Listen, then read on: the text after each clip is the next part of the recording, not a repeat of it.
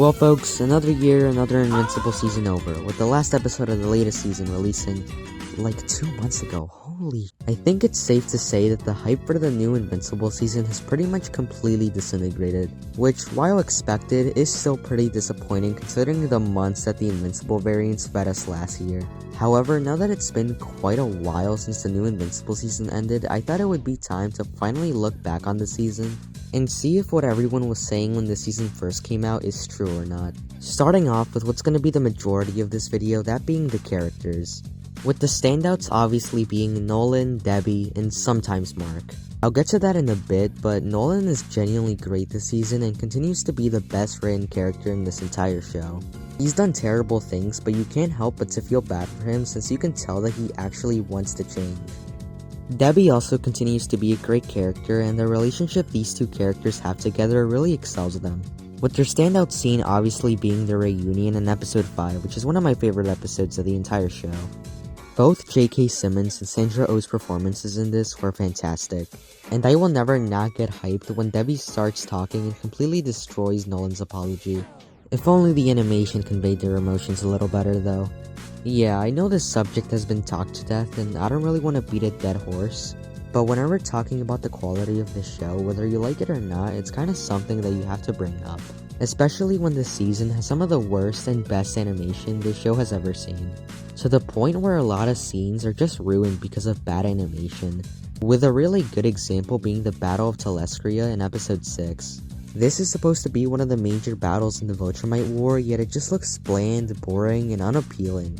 A lot of the choreography is really bad, character movements are stiff, and there's barely anything going on in the background besides your occasional blue laser, which isn't enough to make me believe that all that destruction was caused in this one battle. And this scene looks even worse once you compare it to the comic version. Look, I'm not one of those guys that says that the show needs to be one-to-one to the comics, and I also have no idea how the animation and the budget works up there at Amazon, but they really gotta do whatever they can so they can make the show look and be better. Anyways, moving on over to Mark's character, I think for the most part he's handled really well, and some of the things done in this season make him the most interesting he's ever been. I think his depression arc and him not being able to handle what happened last season is done really well. You can really feel how tired he is all the time and how much he pushes himself, with a great scene showcasing this being the opening scene of the season, which I feel not enough people talk about as it's one of my favorites. This scene does an excellent job showcasing the effects the Invincible War had on everyone, and the song If I Get High playing in the background is just perfect. Not only is this just a really good song, brain rot memes aside, but Walter Jr.'s in the music video for it. Real ones now.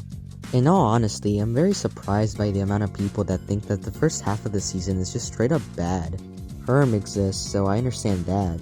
And episode 3 might not be for everyone. I mean, it wasn't really for me when it first came out, but I grew around to like it. But just completely disregarding the first 2 episodes is kind of insane to me. Especially with all the Nolan development, getting to see his childhood, and seeing how Mark handles killing.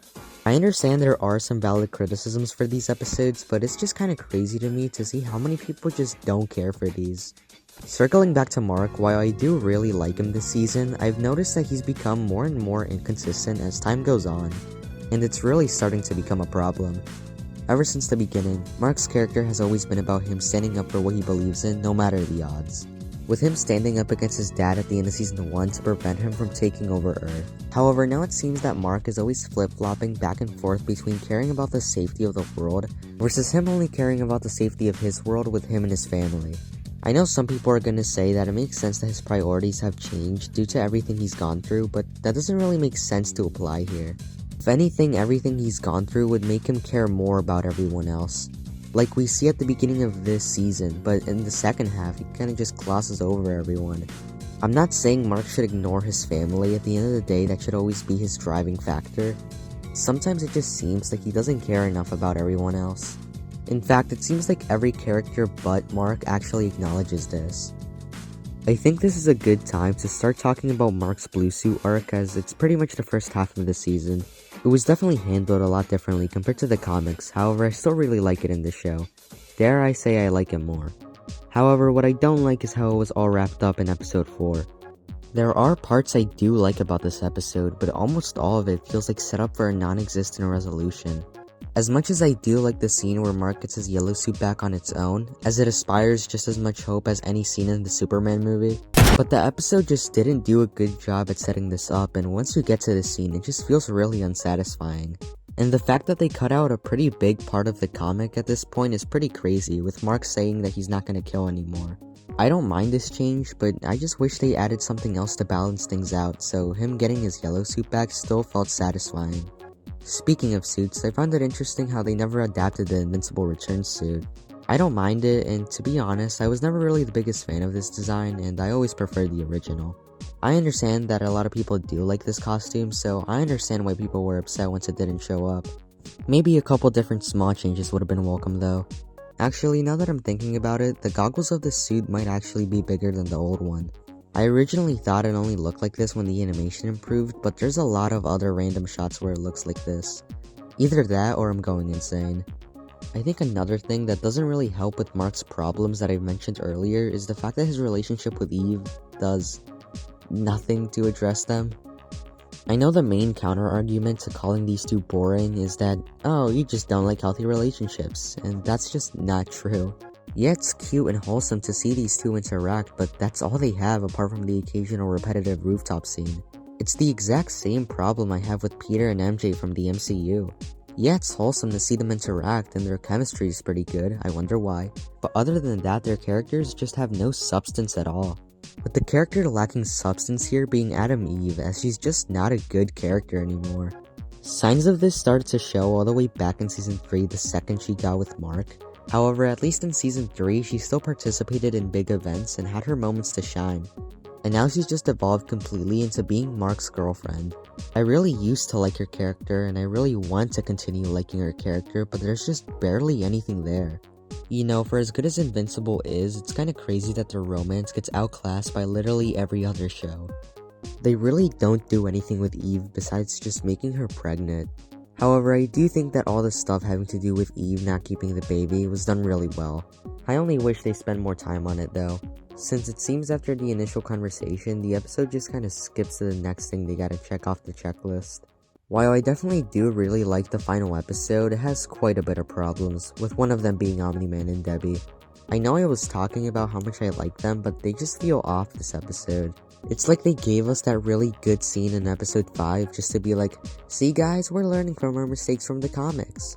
Only for them to try to rush them together as quickly as possible after, with a clear piece of evidence being the Paul breakup.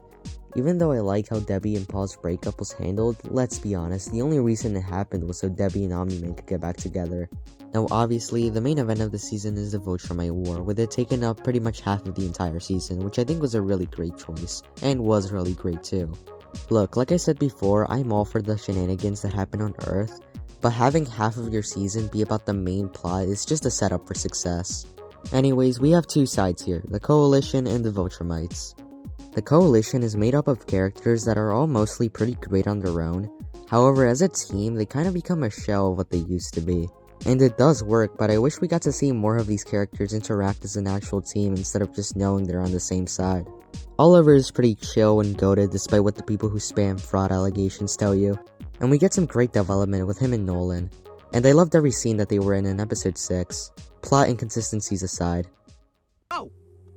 I heard you that night at home, with Mom! What are you talking about? I was upstairs. You said you didn't love my other mom, my real mom, that she was a mistake. I didn't mean for you to hear that. You got a chance to stop the Viltrumites for good. What happened? Nothing. I got carried away. It was worth it.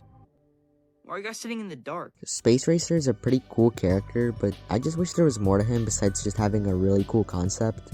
And then there's Tech Jacket, which I don't really care for if I'm being honest. I know a lot of people were complaining that they changed Tech Jacket's gender, but I don't really see why it matters, at least to me anyway. But hey, as much as I don't really care for her, at least she did more than that one other guy. I don't really have much to say about Alan or Battle Beast besides that they were pretty great this season. The Viltrumites are also great this season, with the standout obviously being Thragg. Not only is he tripped out, but he does a really great job at making you feel that there's no way the Coalition could ever beat him.